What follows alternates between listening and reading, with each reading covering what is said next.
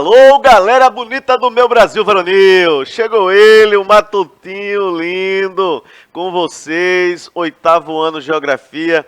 E hoje a gente voltando aí de um período de recesso, todo mundo aí descansado, com a preguiça danada, parece que o dia não passa, a hora não passa, mas a gente chega com todo gás, com todo vapor, né? Sejam bem-vindos a mais uma aula de Geografia. Hoje estamos aqui com Helena. Chega batendo aqui, Helena. Ó, uhul! Helena tá aqui, Helena que é a nossa intérprete de Libras. E também aqui nos nossos estúdios da TV Nova Nordeste, canal 22.4 ao vivo e a cores para todo o Brasil, a professora Vanessa. Seja bem-vinda, professora Vanessa. Opa, obrigada. Que bom estar aqui, né? Nesse retorno, depois de ter descansado, né? Acho que vocês descansaram, passearam. Enfim, vamos voltando aqui. Puxa aí a tua cadeira, o teu caderno, o teu celular, né? Para poder interagir aqui com a gente, né? Para a gente voltar nessa caminhada de aprendizado, que é muito importante. E quando há interação, aí é que fortalece mesmo, que a gente deixa o aprendizado bem mais intenso.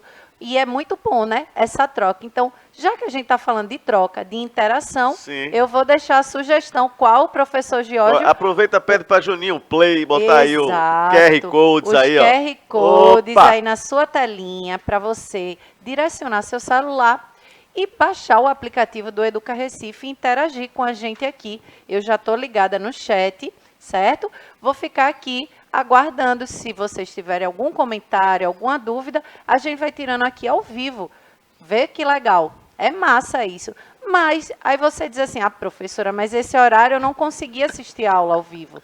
Não tem problema, vocês podem ter acesso a essa mesma aula no canal do Educa Recife, lá no YouTube. Sim. Que legal. E lá eles também podem deixar os comentários, professor Giorgio. Pode. Muito bacana. Se deixar os comentários, a gente responde depois, professora? Com certeza. A gente nunca deixa sem respondê-los, certo? Então, fica aí essa dica importantíssima, valiosa, da interação, dessa troca, que é importante demais. Então, vou deixar agora a palavra com o professor Giorgio e eu vou ficar por aqui, viu? Qualquer momento eu peço a palavra também. Sim, senhora. Vamos lá, então. Ó, gente, tela cheia aqui. Vê que coisa boa aí, que imagem massa aí, esse negocinho rodando aí. O que foi que a gente estudou, né? Aí, antes um pouquinho desse recesso do São João, né, que passou, nós estudamos o quê? Ora, nós vimos que do ponto de vista do trabalho humano e da economia, vimos um negócio chamado de modos de produção. Não é? E esses modos de produção, o que na verdade são? Olha só, a definição de modos de produção. A gente tem uma definição aí o seguinte, ó, preste atenção. Modos de produção é a maneira pela qual, olha só, a sociedade produz seus bens e serviços. Como os utiliza e como os distribui. Portanto, o modo de produção de uma sociedade é formado por suas forças produtivas e pelas relações de produção existentes nessa sociedade. Então vamos agora tentar dar uma explicação bem mastigadinha para você entender o que significa isso aí, traduzindo em miúdos. Modos de produção, então, é a forma como cada sociedade produz a sua riqueza. A força produtiva. Não é segundo Teresa, né? A gente tem o quê? O modo de produção é a forma como a gente trabalha, né, Teresa? Então, como a gente trabalha? Se a gente trabalha com um trabalho braçal, se é um trabalho intelectual, se é um trabalho aquele que a gente reflexivo, ou um trabalho mesmo de usar a massa muscular. Então, enfim, o resultado desse trabalho é o produto. Isso. Tá? E esse produto é o que a sociedade vai, então, trabalhar como o resultado do trabalho realizado. Para as sociedades... Esse produto vem através de um esforço, né? De um trabalho ali, de uma dedicação, vamos dizer assim, que a gente coloca, de um tempo, né, que a gente se dispõe, de uma energia para poder realizar algo e aí tem um produto final. A consequência é o quê? Um produto final. E seja ele de uma forma mais objetiva, assim, física, né? Como subjetiva, como o professor mesmo de hoje estava colocando, o intelectual, né? O estudo é uma forma de trabalho, né? Onde a gente dedica um tempo, uma energia, né? A gente se esforça Sim. para ter um resultado. Exatamente, exatamente isso. Então, quando a gente trabalha, a gente exerce uma função. Nessa função tem um esforço físico, ou mental, ou intelectual, como você queira te chamar. Mas também tem o braçal, o físico, tá certo? Então a gente trabalha, hoje a gente recebe um salário, ou recebe alguma coisa em troca. Então, no modo de produção, a gente tem sempre essa questão. Ou a gente recebe em produtos, ou a gente recebe em salário, né? Pagamento em dinheiro, tá? Mais adiante, o que é que nós temos? Então, é uma equação matemática, professora. Essa equação matemática, bota aí, Juninho, por favor, em tela cheia. Ó, modo de produção é igual a quê? A forças produtivas mais a relação de produção. Olha só, modo de produção é igual a forças produtivas mais as relações de produção. Aí a gente vê aí um vídeo, o pessoal aí limpando, né, uma metralha, né, de uma obra, né, tirando o lixo que sobrou, né? Então você tem aí, de certa forma, esses trabalhadores, eles estão exercendo uma força produtiva, certo? Isso. As relações de produção é como vai se dar aí essa compensação por esse trabalho realizado, tá? Então, ó, portanto, o conceito de modo de produção resume claramente o fato de as relações de produção, olha, serem o centro organizador de todos os aspectos da sociedade. Ou seja, todos nós que vivemos em sociedade, nós trabalhamos, nós estamos em interação com outras pessoas. Então é nesse sentido que a gente tem na sociedade essa organização, né, de trabalho, e a geografia vai tentar trazer para a gente essa noção, né, de economia, tá certo? Mais adiante eu trago para vocês o quê? Como a gente viu aí no semestre passado, essas retrospectivas, esses elementos da história da produção, eu trago para vocês, só para a gente refrescar um pouco a memória, quais foram esses primeiros modos de produção. Lembrar vocês que, segundo Karl Marx, né, é ele que elabora... Corta para mim aqui. Corta para mim. Ó, Karl Marx e Friedrich Engels. Quem são esses dois camaradas? Eles escreveram o socialismo científico, chamados como científico. Por quê? Porque eles vão buscar uma base histórica científica para essas relações de produção ao longo da história.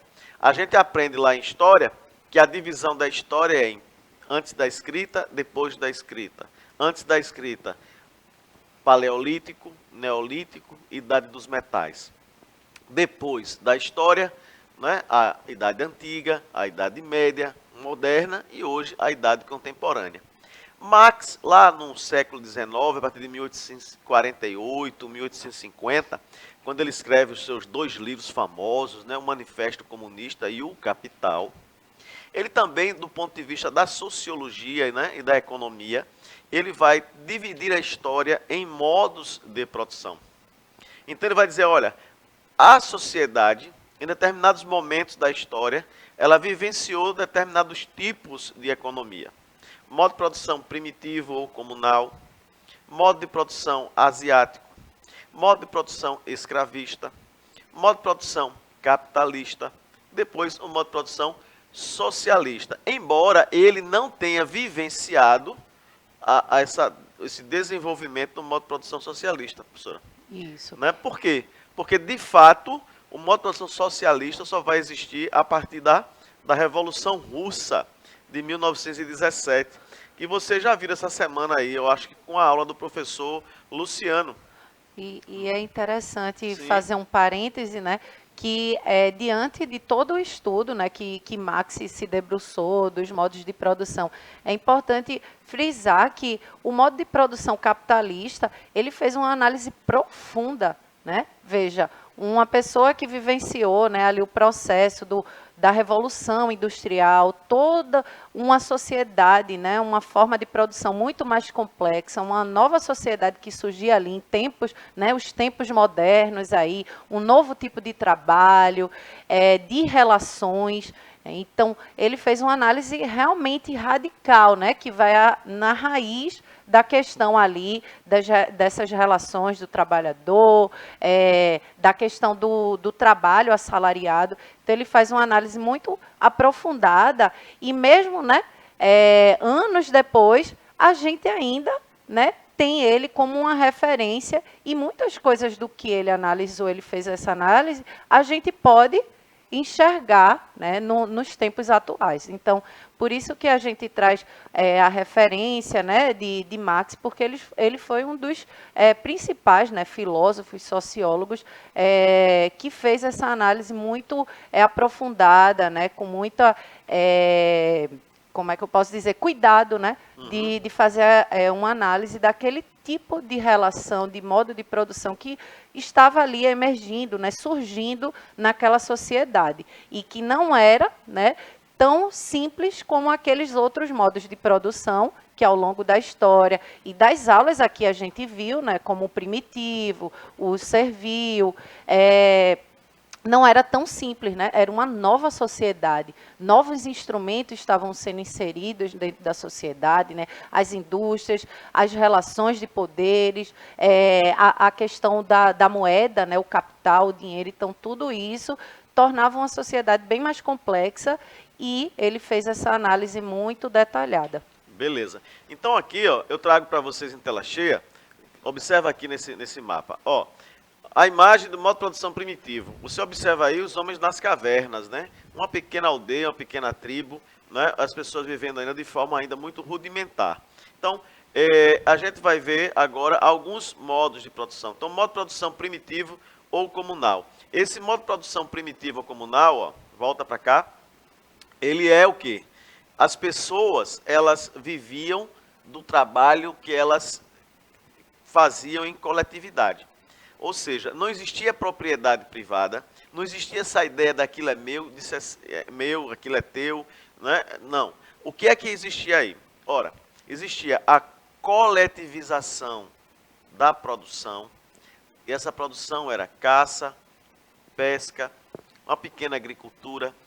Geralmente eram pequenas aldeias, pequenas tribos, grupos familiares, não é? Onde eles caçavam em conjunto. Né? E o fruto do trabalho era dividido igualmente. A agricultura quase não existia ainda, então o que existia era o que a gente chamava de nomadismo, então um era nômade e ele era coletor. Nômade quer dizer o quê? Que ele vivia o tempo todo, ó, vagando de um lugar para outro, não tinha um lugar fixo, certo? Por ele estar sempre andando e buscando alimento, ele era coletor. Ele vivia da coleta, daquilo que a natureza lhe proporcionava. A caça era às vezes fortuita. O que é isso? Eles conseguiam encurralar um animal, né? Capturavam e se alimentavam. Com a pele fazia roupas, né? Já se fazia as cobertas de algumas barracas, de umas tendas, mas tudo isso era muito simples ainda, muito rudimentar. Isso era um modo de produção, ó, primitivo ou comunal. Existe ainda hoje? Existe. As nossas tribos, né, indígenas, né, que vivem nas florestas, por aí, na floresta amazônica, principalmente, eles ainda vivem no modo de produção primitiva comunal. Lógico que existem outras tribos que já estão no capitalismo, né? Já negociam a madeira. E as relações econômicas também não existiam aí, né? Não, exatamente. Não existia comércio, não existia essa relação, né? O que poderia existir era uma troca. De repente, encontrava alguém que tinha pescado mais peixe, e eles estavam, por exemplo, com uma carne de um mamute, um exemplo, de um elefante, ou de um animal maior. Então, eles faziam uma troca, um pedaço de carne por um peixe. Uma batata, uma macaxeira, uma fruta, uma verdura. O escambo. Né? Era o escambo. O que era o escambo? O escambo é a troca de produtos por produtos ou produtos por serviço. Que, nesse caso aí, talvez não existisse ainda essa questão de você trabalhar para alguém para ter uma comida em troca. Mas, basicamente, a troca de um produto por outro. Então, modo de produção primitivo ou comunal. Mais adiante, nós temos aí o que a gente chama de modo de produção escravista, professora Vanessa. Aí, você já falou aí na aula anterior, vocês já viram hoje aqui, uns quadros aí que a professora Vanessa falou, mas aí foi de Portinari, né? Foi, Portinari. Mas aí eu trago de Rugendas, Rugendas também, um né? grande pintor que E- retratou, né? Isso. A E aí questão. retrata o quê? Uma pequena moenda, né? Os escravos girando, ó, um moinho, né? Uma moenda de cana de açúcar. A gente vê hoje aí nas ruas o caldo de cana e pão doce, né? Opa, tá, você Faustão. olhou por quê, Juninho? Tá com fome, é? Uma hora dessa, um caldinho de cana, aquela coxinha, hein? Eita, papai, só a benção, só a vitória, como diria o menino do rostinho lindo, o professor Gilson, né? Mas, ó, mandar um abraço para dona Cristina e seu José, viu? Isso. Agora ficaram animados mais com o Um, retorno das aulas e com a gente aqui, viu, Vanessa? isso, um beijo, dona Cristina, seu José, Então, que sempre são assíduos aqui nas nossas aulas, né?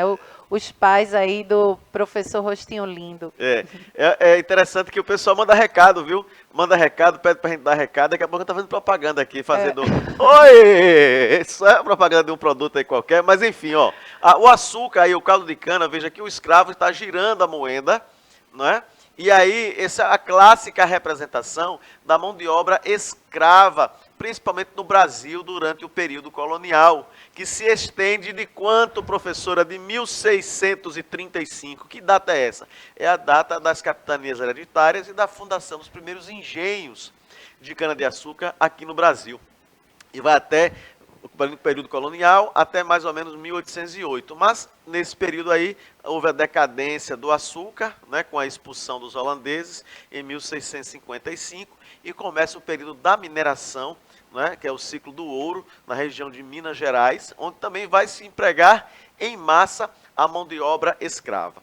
Na mão de obra escrava, o escravo, gente, ele era propriedade de um senhor.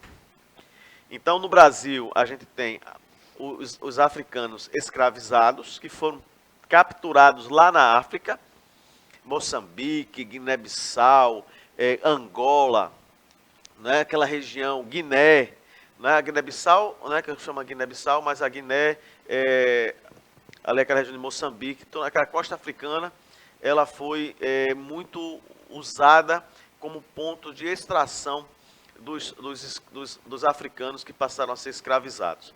Lembrar que essa escravidão era geralmente por aprisionamento, né? Haviam brigas, guerras entre algumas tribos e etnias africanas, e alguns chefes de tribos africanas chamados de sobas, alguns reis, eles capturavam uma outra aldeia, e aqueles escravos que eram aquelas pessoas que eram escravizadas, eram aprisionadas, elas eram vendidas como escravos, principalmente para os portugueses e espanhóis que tinham colônias na América, né?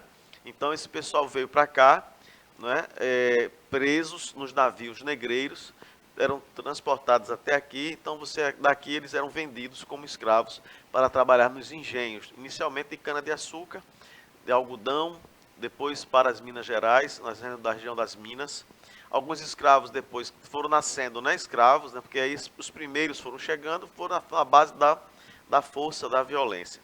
Depois, quando vai nascendo os filhos dos escravos e nascem escravos, já tem uma certa domesticação, pode-se dizer assim, né? Porque ninguém vai aceitar a escravidão, né?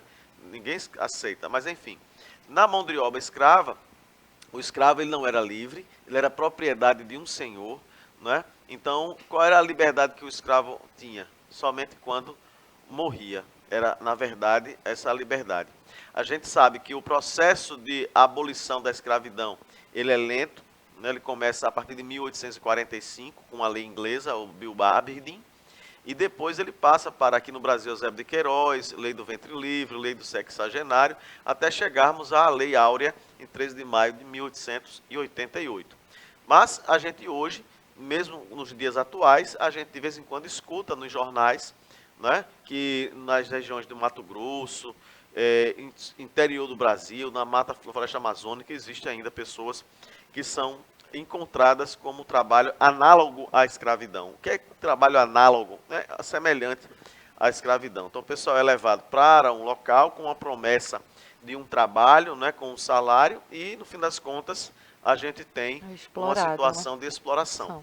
Né? Que tem um filme aí, vai estar saindo um filme aí nacional, né, de uma mãe que que vai, se coloca dentro de um trabalho, né, para tentar encontrar um filho que foi levado como escravo, né? Aquela região das Madeireiras, né? Ali no Mato Grosso, no Amazonas, ali aquela fronteira do Brasil com a Bolívia, né? Com o Uruguai, Paraguai, aquela região, Venezuela, né? Enfim, vamos lá. Mais adiante eu trago outro modo de produção. Modo de produção asiático, ó, gente. Aí trago uma imagem para vocês do Egito, porque o Egito foi onde nós tivemos, da nossa história ocidental, né, a maior característica do modo de produção asiático. Vamos ter, lógico, que Índia, China, Japão, mas é um assunto que a gente pouco trabalha, né? Infelizmente, são civilizações que a gente pouco passeia pela nossa história. Mas o modo de produção asiático predominou no Egito, na China, na Índia e também, logicamente, na África do século passado. Século passado, nós estamos no século XXI, portanto, século passado, século XX, né?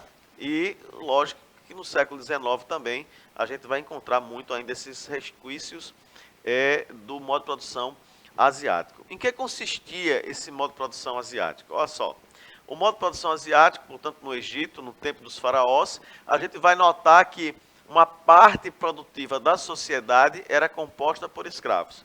Agora, lembrar vocês, tanto no Egito como na Roma antiga, os escravos eram em pequena quantidade, viu, professora Vanessa? Isso. Vai ter determinados momentos da história que a gente vai ter um aumento da mão de obra escrava, mas também um aumento da mão de obra servil. Vai aparecer já um servo aí nessa história, tá? E esses escravos, eles eram forçados, forçados a quê? A trabalhar nos campos. E aí surge uma outra situação, que são os camponeses, que também eram forçados a entregar ao Estado o que produziam. Ora, então vamos supor o seguinte, no Egito você vai encontrar o faraó. Então o faraó é o senhor, né? É o imperador, é o rei, é um deus, né? Conforme a gente tem aí as descrições na história. Mas o faraó, ele digamos assim, ele tem o direito da terra, né? Ele é dono da terra. Porém, na teoria, na prática, a terra é produzida por quem nela vive. Nesse sentido, quem trabalha na terra e produz, paga uma parte desse produto ao Estado. Então, quer dizer, eu sou um camponês, eu tenho uma terra, aquela terra não é minha, é do Estado. Porém, eu vou trabalhar, vou produzir, e aí uma parte da minha produção eu pago como imposto ao Estado. Então, veja, o Estado, ele tem a propriedade jurídica da terra, mas na prática é de quem trabalha nela, mas eu trabalho nela, produzo, então eu devo pagar um imposto ao Estado. Então é assim como o Estado vai organizar a produção, organizar a economia e assim por diante, tá? Mais adiante, os escravos eram a parcela maior, prejudicando cada vez mais o meio de produção asiático. O que quer dizer isso? Aqui a gente já passa para ter uma evolução no modo de produção. O modo de produção, enquanto nós tínhamos grandes pessoas produzindo e pagando ao Estado uma parte, a partir do momento que passamos a ter o aumento do escravo, o escravo ele passa a ser propriedade ou da terra, e aí do senhor, que vai ser o senhor feudal, ou que vai surgir o feudalismo. Eu já estou adiantando umas coisinhas para vocês. Mas, por exemplo, a história dos hebreus. Os hebreus chegaram com José do Egito, povoaram a região, acabaram depois se tornando escravos. Então, passa a mão de obra ser praticamente toda escrava no Egito, tá? Eu vou agora só fechar aqui, tá? Então, fatores que determinaram o fim do modo de produção asiático. Quais são os fatores? Primeiro, a propriedade da terra pelos nobres, então os senhores passam a ter o direito e o uso da terra. O alto custo da manutenção dos setores improdutivos, ou seja, a terra que não era produzida, ela acabava gerando um custo, né, de manutenção para futuras plantações. E depois, as rebeliões dos escravos. Tem uma rebelião famosa em Roma, que é de um escravo, né, chamado Espartacus, que depois eu conto essa história para vocês. Mas eu vou dar uma paradinha por aqui hoje, a gente continua esse assunto na próxima aula, eu passo para a professora Vanessa se despedir de vocês e a gente retoma aqui já já para dar os finais. Professora Vanessa. Opa, show, aula massa. A gente vai ficando por aqui, né? Um beijo no coração de vocês e até o próximo momento de estudo. Tchau, tchau. Tchau, meu amor, tchau. Não chore assim, meu bem, pois se você chorar, eu choro também. Tchau, meu povo. Até outra hora, se Deus quiser. Fui!